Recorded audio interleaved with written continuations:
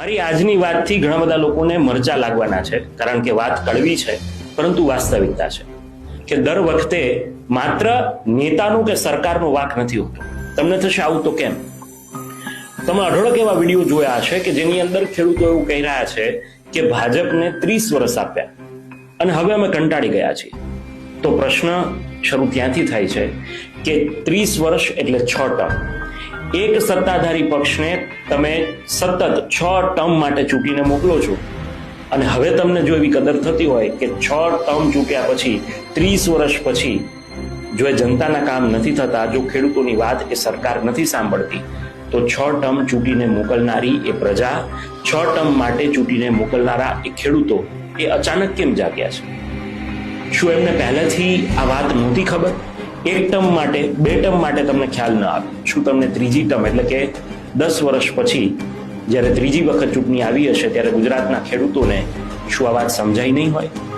અને એટલા માટે કહેવું પડે છે કે દર વખતે માત્ર વાક એ નેતાનો નથી હોતો, એ ચૂંટીને મોકલનાર જનતાનો પણ હોય છે.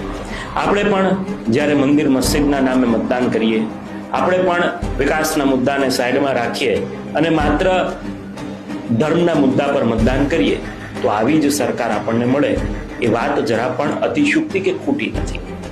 આપણા મુદ્દાઓ એ ખરા અર્થમાં રાષ્ટ્રના નિર્માણ માટે કે રાષ્ટ્ર વિકાસના માટે કોઈ વખત હોતા જ નથી. આપણા મુદ્દાઓ તો આપણા જ્ઞાતિના લોકોને કેટલી ટિકિટ મળે છે, આપણી જાતિના લોકોને કેટલી ટિકિટ મળે છે, એમાંથી કોણ જીતે છે, કોણ હારે છે, કોને મુખ્યમંત્રી બનાવે છે, કોને કેબિનેટ મંત્રી બનાવે છે, આની આસપાસ જ આપણે રહીએ છીએ.